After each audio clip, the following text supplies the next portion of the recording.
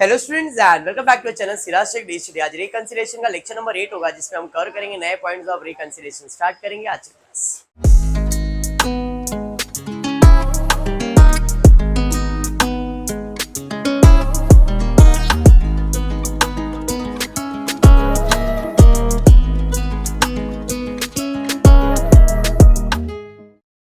अब तक रिकंसिलिएशन के अंदर हमने बेसिक रिकंसिलिएशन किया, बेसिक मतलब स्टेटमेंट वाला।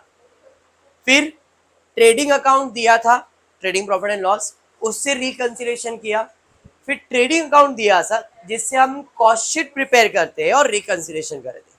आज भी उसी टाइप का सम लूंगा एंड देन और एक टाइप लेंगे जिसके अंदर ना ट्रेडिंग अकाउंट दिया है ना प्रॉफिट एंड लॉस दिया, बट अपने को ट्रेडिंग अकाउंट भी बनाने का है, प्रॉफिट एंड लॉस अकाउंट भी बनाने का, फिर बाद में दोनों को रिकंसाइल करना है।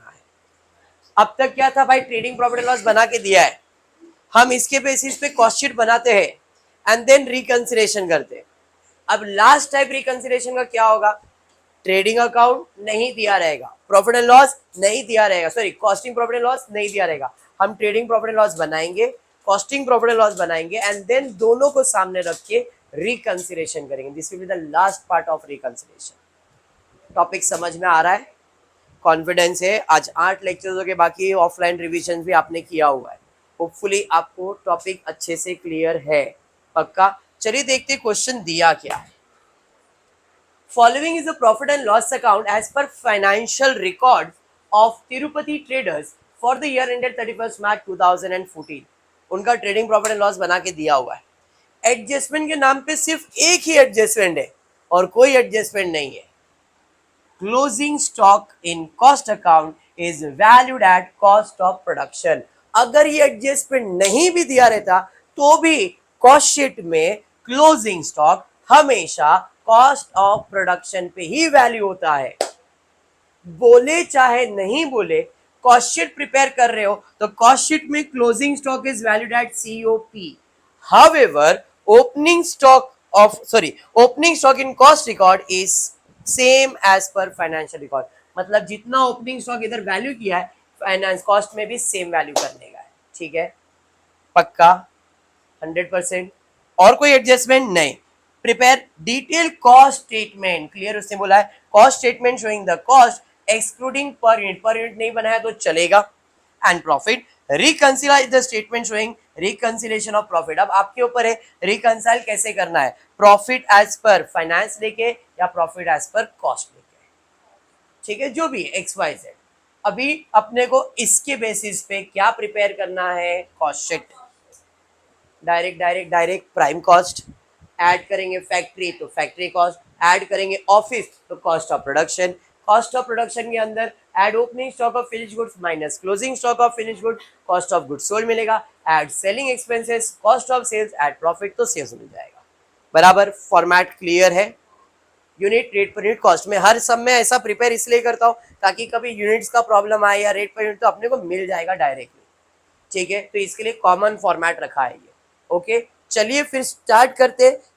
कुछ नहीं, अपने को सिर्फ इधर से उधर पोस्टिंग ही करने का है, सेम टू सेम पोस्टिंग है, बिकॉज एडजस्टमेंट सिर्फ किसके ऊपर है, क्लोजिंग स्टॉक के ऊपर। और किसी पे एडजस्टमेंट है क्या, नहीं। पहला है opening stock of finish good. Opening stock of finish goods कहां जाएगा, कितना यूनिट्स भी दिया हुआ है 6000 यूनिट, तो opening stock of finish goods यहाँ पे यूनिट्स में मैंने लिखा 6000, बराबर है। फिर उसका कॉस्ट दिया 59,760। एडजस्टमेंट में क्लियर बोला था किस पे वैल्यू करना है उसको, कॉस्ट ऑफ प्रोडक्शन पे, और ओपनिंग स्टॉक को सेम रखना। अगर आप देखो opening stock as per finance, same as per finance, मतलब ओपनिंग स्टॉक में कोई चेंजेस करने की जरूरत नहीं है। 59,760 क्लियर है? अरे यस, पक्का।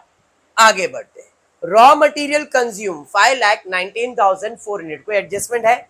जैसा दिया है वैसा ही लिख लेता हूं। 5,19,000 कितना है, 400, 5,19,400। उसके बाद क्या है, मैंने किधर लिख दिया है, अच्छा एक मिनट चेंज कर देता हूं।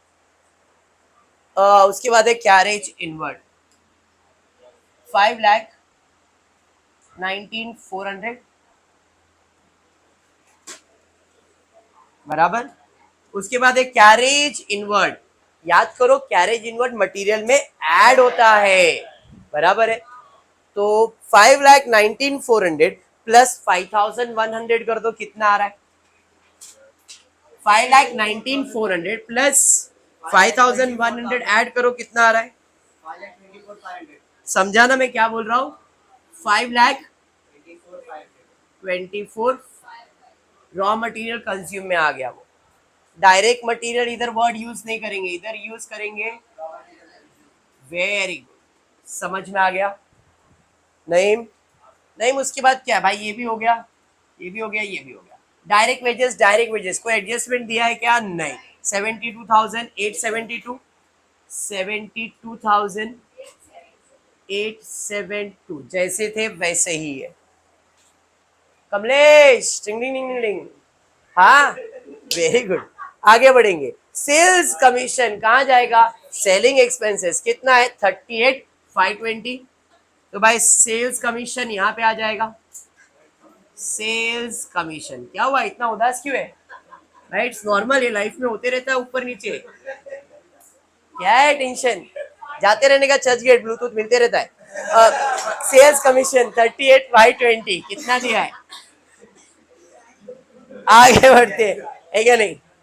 चलो नेक्स्ट, उसके बाद क्या है? ऑफिस सैलरी कहाँ जाएगा? ऑफिस सैलरी भैया ऑफिस एक्सपेंस में कितना? 25,368। Very good. Office expenses 25,368 25,368 clear? अरे इंडियन चाइनीज समझ में आ रहा है कि नहीं? दिनेश तेरे को बोल रहा बेटा, तू ही इंडियन चाइनीज है। आगे बढ़ता हूं। मोटर कार एक्सपेंसेस कहाँ जाएगा? Motor car expenses, motor car expenses, motor car expenses office selling, motor car selling कुछ भी। Motor car expenses office expenses में 18,384। तो मोटर कार एक्सपेंसेस 18,384।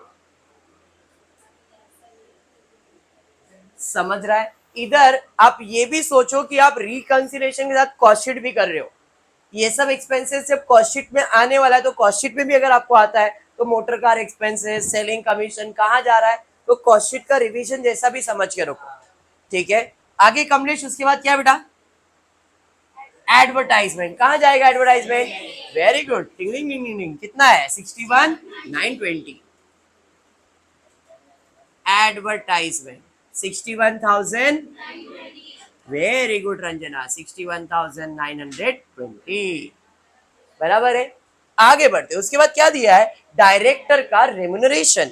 भाई डायरेक्टर का ऑफिस का ऑफिस में, वर्क का फैक्ट्री में, सेल्स का सेल्स में।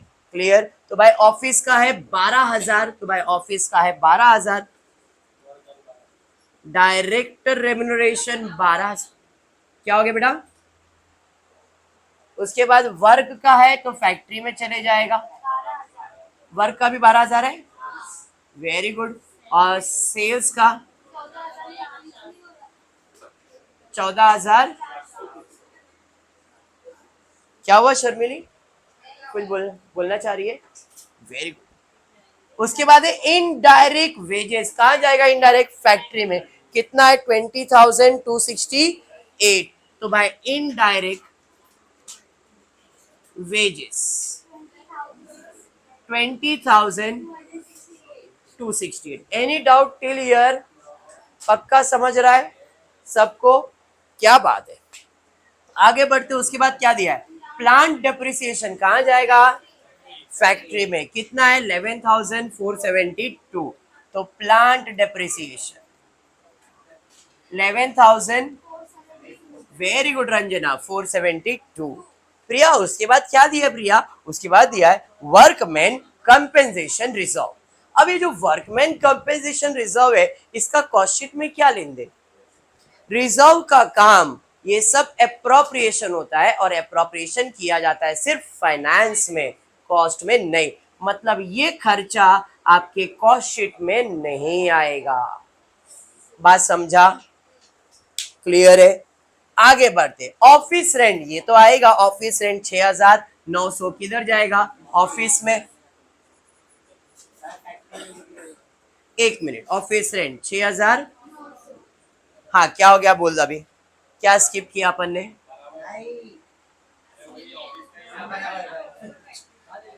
बेटा ये उम्र में इट्स नॉर्मल होते रहता है, अभी तो लोग चर्चगेट जा रहे बेटा। आफ्टर सेल्स सर्विस कितना है? After sales service 4,476। After sales service किसके लिए होगा? सेल्स के लिए। After sales service 4,476। ये इंडियन चाइनीज ध्यान देना बेटा। इंटरेस्ट, क्यों? Very good. इंटरेस्ट सिर्फ फाइनेंशियल एक्सपेंस में आता है, कॉस्ट शीट पे नहीं आता है। कैरेज आउटवर्ड, इनवर्ड, अच्छा हाँ सॉरी, हाँ गलती हो गई मेरे से, बस ये उम्र में होते रहता है। बस मजा आया? क्या बात है। तू कौन गया था चर्चगेट? जोलाला पैंट लेने? वो ऑनलाइन बेटा, ऑनलाइन आया। हाँ चर्चगेट नहीं गया मैं। शोरूम रेंट कितना है? 9,000। कहाँ जाएगा शोरूम का रेंट? सेलिंग में। Very good. सर के लिए थोड़ा सोचना पड़ेगा। 9,000। उसके बाद कैरेज आउटवर्ड कहाँ जाएगा? सेलिंग एक्सपेंसेस में। कैरेज आउटवर्ड कितना बाबा? Carriage outward 6,200। क्या हुआ अभिषेक, कुछ बोलना चाहेंगे आप? Very good. डेप्रिसिएशन, अरे मेरी की मर्जी में कुछ भी बुलाओ उसको। डेप्रिसिएशन ऑन डिलीवरी वैन कहाँ जाएगा? Delivery van selling expenses 5,040। तो depreciation on delivery van 5,040। Clear है सभी? उसके बाद क्या बेटा? Factory fuel. फैक्ट्री फ्यूल कहाँ जाएगा? फैक्ट्री में 4248। Factory fuel 4248। रणवीर क्लियर है बेटा? रणवीर उसके बाद क्या बेटा? पैकिंग एंड फॉरवर्डिंग सेलिंग खर्चा होता है 3270। पैकिंग एंड फॉरवर्डिंग कितना? 3270 ना? 3270। उसके बाद मिसलेनियस फैक्ट्री एक्सपेंसेस स्पेसिफाई कर दिया। फैक्ट्री एक्सपेंसेस तो फैक्ट्री में जाएगा। कितना? 3270। Miscellaneous factory expense 3270। उसके बाद क्या है? Preliminary expenses. क्या हो गया बेटा? प्रिलिमिनरी एक्सपेंसेस सिर्फ और सिर्फ फाइनेंस में होता है, ऑफिस में मतलब कॉस्ट शीट में नहीं। ऑडिट फीस ऑफिस में जाएगा 2520। Audit fees 25। बात समझ में आ रहा है ना प्रिया? प्रिया उसके बाद क्या है बेटा? Audit fees. General office expenses बोल रहा है, ऑफिस एक्सपेंसेस है रणवीर, तो ऑफिस में ही जाएगा। General office expenses 1500। क्लियर है? नेक्स्ट उसके बाद क्या है? फैक्ट्री रेंट कितना? 18,720। तो भाई फैक्ट्री रेंट फैक्ट्री में चले जाएगा 15,000। हाँ भड़को मत, 18,720। आप देखो फॉर्मेट रेडी है तो पोस्टिंग करना इजी है। पहले जब आपके सामने क्वेश्चन आ रहा है तो आप बेसिक एक फॉर्मेट बना लो और फिर खाली लिखते जाओ तो it will be very easy. लेकिन अगर आप एक एक करके लिखते जाओगे तो कुछ आइटम अगर स्किप हो गया तो प्रॉब्लम हो सकता है। फॉर्मेट बना हुआ एक एक करके अपन बराबर से पोस्टिंग करे, टेंशन नहीं आ रहा है। क्लियर है। आगे उसके बाद क्या दिया केविन, देखो जरा, फैक्ट्री रेंट के बाद loss on sale of investment, investment बेच के लॉस हुआ तो ये तो सिर्फ फाइनेंस में होगा, कॉस्ट में आएगा क्या, नहीं। इंश्योरेंस, ऑफिस का भी इंश्योरेंस है, सेल्स का भी इंश्योरेंस है, फैक्ट्री का है, फैक्ट्री का इंश्योरेंस फैक्ट्री में जाएगा, ऑफिस का ऑफिस में जाएगा, सेल्स का सेल्स में जाएगा। तो 1800 फैक्ट्री में चले जाएगा, इंश्योरेंस ऑफ फैक्ट्री 1800 रुपए। फिर ऑफिस का insurance of office 300 and insurance of sales 700। Clear है। उसके बाद दिया है प्रिंटिंग एंड स्टेशनरी, कहाँ जाएगा, ऑफिस एक्सपेंसेस में, कितना, 720। प्रिंटिंग एंड स्टेशनरी कितना है, 720, यस 720। उसके बाद क्या है, उसके बाद दिया है depreciation, factory office showroom, factory का फैक्ट्री में जाएगा, ऑफिस का ऑफिस में जाएगा, शोरूम का शोरूम में जाएगा। तो डेप्रिसिएशन ऑन फैक्ट्री फर्नीचर 600 रुपए, ऑफिस का फर्नीचर 900 रुपए and depreciation on furniture 420। Clear है। उसके बाद लीगल फीस, लीगल फीस कौन सा खर्चा है, ऑफिस का खर्चा है, बराबर है। अब ये ऑफिस का खर्चा है तो भाई ऑफिस एक्सपेंसेस, लीगल फीस कितना है, 500। अब यहाँ पे लीगल फीस किस चीज से रिलेटेड है वो बोला नहीं गया, हो सकता है गुड्स को लाने का परमिशन का हो सकता है, तो ये अजम्पशन बेसिस पे कि legal fees is related to goods specify नहीं किया है, ठीक है, नहीं तो ये भी इग्नोर होगा, फाइनेंस खर्चा होगा, इधर नहीं आएगा। ओके। उसके अलावा क्या है, टेलीफोन चार्जेस ऑफिस का भी दिया हुआ है, चलिए ठीक है, टेलीफोन चार्जेस ऑफिस का दिया गया है,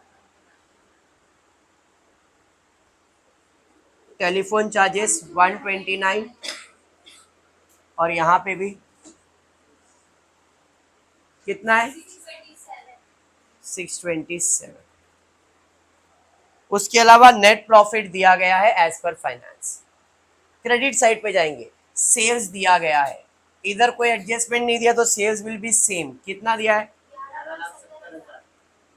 सेम टू सेम लिख दोगे। उसके बाद क्या दिया है, closing stock of finish goods दिया गया है, भाई यहाँ पे यूनिट्स दिया था कुछ 90,000 और closing stock of finish goods में 4,500 दिया है, बट इसका कॉस्ट अपन लिखने वाले नहीं है, ठीक है। आगे बढ़ेंगे, बैंक इंटरेस्ट आएगा, डिविडेंड नहीं, तो आपका कॉस्ट शीट का काम डन है। अब पहले यूनिट्स का काम करते हैं। ये 90,000 यहां तक तो सेम ही रहेगा, 90,000 बराबर है, अरे यस, ऊपर कितना मालूम नहीं है, बट जो भी है उसमें ये ऐड ये माइनस, तो ये आंसर आएगा। तो भी रिवर्स में, इसमें ये प्लस और ये माइनस करो, कितना, अरे बात समझा, यूनिट्स मिल गया, ठीक है। बस अब यूनिट्स का ही काम था और कोई काम नहीं था। यहाँ पे आते हैं, प्राइम कॉस्ट कितना, 5,97,372, इन सब को ऐड कर दो, 6,69,700, 750। मैं तुम्हारे कैलकुलेशन भी भरोसा कर रहा हूं, मैं देख भी नहीं रहा हूं। ये सब ऐड किया, अब इसके अंदर ये सब ऐड करके कॉस्ट ऑफ प्रोडक्शन आ जाएगा, इधर से ये सब एक्सपेंसेस को ऐड कर दो, 6 और इधर 8 और 2 10 हो गया ना, ऊपर 2 है ना, हाँ बोलो, cost of production Indian Chinese total नहीं किया, आपके पास कैलकुलेटर नहीं, आज नहीं लाए रहेंगे ना आप, पहली बार आपके साथ ऐसा हो रहा है, नहीं तो आप तो रोज लाते हो और मैं पूछता नहीं आपको। और उसके लिए फिर चर्चगेट जाना पड़ेगा आपको, वहां पे मिलता है कैलकुलेटर। ठीक है, ठीक है प्रिया, कितना है टोटल?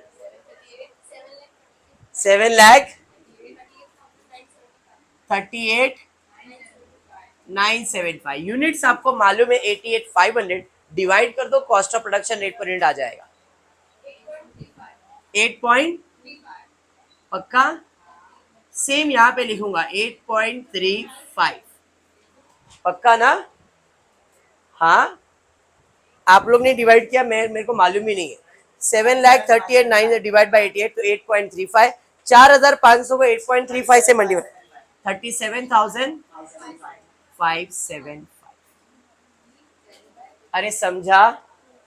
हाँ, अब करना क्या है, आपके पास closing sorry cost of production है, यहाँ पे ध्यान दो, कॉस्ट ऑफ प्रोडक्शन में ऐड ओपनिंग लेस क्लोजिंग तो कॉस्ट ऑफ गुड्स सोल्ड मिल जाएगा। रुपीज को करो, बाकी किसको भी करने की जरूरत नहीं। इसमें ये ऐड और ये क्या करोगे, माइनस, कितना?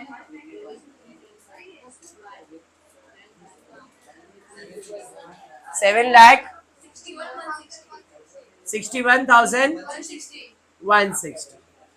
अरे समझाइए, अब इसको पूरा यहां तक ऐड करो, कॉस्ट ऑफ सेल्स ले लो। बॉयज संडे तुम लोग आज फटाफट गर्ल्स ही कर रहे हैं, आज सुहानी और ज्यादा एक्टिव है। अच्छा ठीक है, बोला इतना फास्ट सुहानी कब से आंसर देने लगी? हाँ हाँ ठीक है ठीक है ठीक है। रंजना 9 लाख,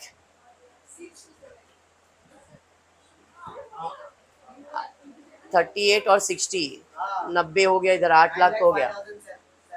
9,05,793। देख लो एक बार ऐड करके। एविएटर 9 लाख का सामान 11 लाख में बेच रहे, मतलब प्रॉफिट ही हो रहा है। 2,64,207 एंड यहाँ पे हमारा कॉस्ट शीट रेडी हो गया। समझ में आया? कॉस्ट शीट में हमने कुछ चेंजेस किया ही नहीं है। चेंजेस के नाम पे एक पहला चेंज ये हुआ है खाली कॉस्ट शीट में, बाकी जितने भी आइटम्स है सब फाइनेंस से आए हुए। मतलब कॉस्ट शीट का पॉइंट ऑफ व्यू में, ध्यान दो मैं क्या बोल रहा हूँ, कॉस्ट शीट के पॉइंट ऑफ व्यू में सिर्फ एक ही एडजस्टमेंट है क्लोजिंग स्टॉक का, बाकी जितने भी आइटम्स है सब फाइनेंस में है और सेम अमाउंट है। हाँ, मतलब वो सब एडजस्टमेंट नहीं है। एडजस्टमेंट के नाम पे एक एडजस्टमेंट इधर है, 2, 3, 4, 5, 6 और 7, बाकी कोई एडजस्टमेंट नहीं है। क्लोजिंग स्टॉक ऑलरेडी मैंने एडजस्टमेंट पकड़ लिया। क्यों? क्योंकि बाकी सब जैसा दिया वैसा ही सब सॉल्व किया। तो पहले मैं एक्सपेंसेस सॉल्व कर लेता हूं, फिर मैं इनकम। जो जो मैंने येलो स्टार मार्क किया है ये सब फाइनेंस का खर्चा है। कॉस्ट का खर्चा है क्या? ये भी खर्चा फाइनेंस में हुआ, ये भी खर्चा फाइनेंस में हुआ, ये भी खर्चा फाइनेंस में हुआ, ये भी खर्चा फाइनेंस में हुआ। खर्चा फाइनेंस में हुआ है, इसका मतलब फाइनेंस का प्रॉफिट कम हुआ। वर्किंग बना रहा हूं, कॉस्ट अकाउंट है, फाइनेंशियल अकाउंट है, फाइनेंस का प्रॉफिट कम होगा, कॉस्ट का कम होगा क्या? अब हमको डिसाइड करना है नजरिया लेना क्या है, फाइनेंस लेना है या कॉस्ट लेना, ये अपने ऊपर है। इधर स्पेसिफाई नहीं किया है तो आप बोलोगे वो लिख लेता हूं, F A C A C F A सी ए, चलो लिख लेता हूं। Net profit as per F. चलिए एफ ए का प्रिया कितना प्रॉफिट दिया है? 2,59,226, तो 2,59,000, 2,59,226। कुछ चीजें इसमें आप ऐड करेंगे, कुछ चीजें आप इसमें लेस करोगे, तो आपको आएगा net profit as per CA. Clear है? तो अब ये एडजस्टमेंट की बात करो, जरा ध्यान देना Suhani. Profit as per F A लिया है, एफ ए यहाँ पे, सी ए ऊपर, क्या क्या ऐड होगा बताओ जरा। ये जितने एडजस्टमेंट है सबके लिए अलग वर्किंग बनाने की जरूरत है क्या? वर्कमैन कंपेंसेशन ऐड करूंगा मैं, इंटरेस्ट ऐड करूंगा मैं, प्रिलिमिनरी एक्सपेंसेस ऐड करूंगा, लॉस इन्वेस्टमेंट ऐड करूंगा, और कुछ ऐड होगा क्या? नहीं। चलिए एक एक करके। Workman compensation reserve, workman compensation reserve कितना? 13,000। देख देख देख ले, कोई नहीं, 13,275, 13,275। उसके बाद था इंटरेस्ट, इंटरेस्ट था 6,000। उसके बाद क्या है जरा चेक करते हैं भाई। इंटरेस्ट के बाद था प्रिलिमिनरी एक्सपेंसेस 4,200, प्रिलिमिनरी एक्सपेंसेस 4,200। उसके बाद था loss on sale of investment 4,017। चलो देख लेते, लॉस 4,017। और कोई था क्या यहाँ पे एक्सपेंसेस? नहीं। इनकम में दो इनकम यहाँ पे दिख रहा है, बराबर है।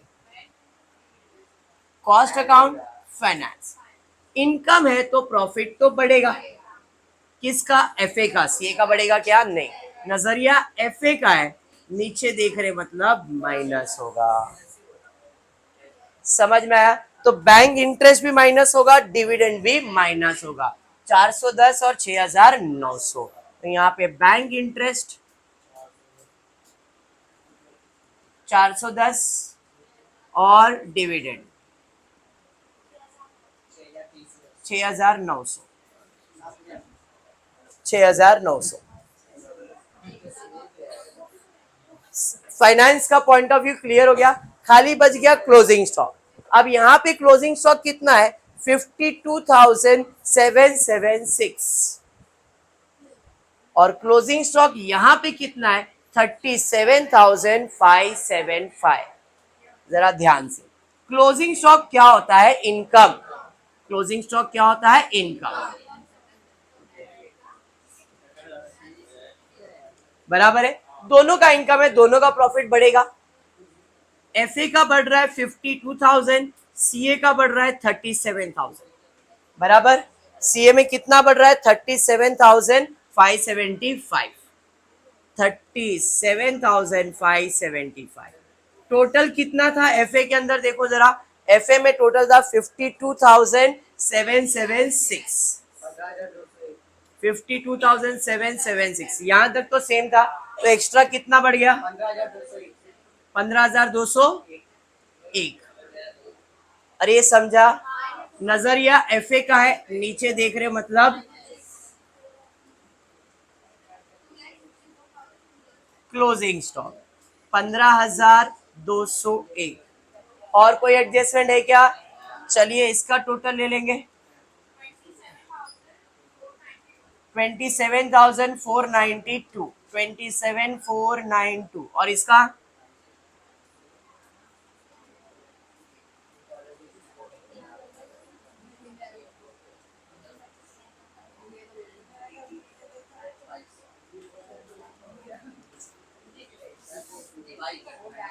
22,511। चलिए इसमें इसको ऐड और इसको माइनस,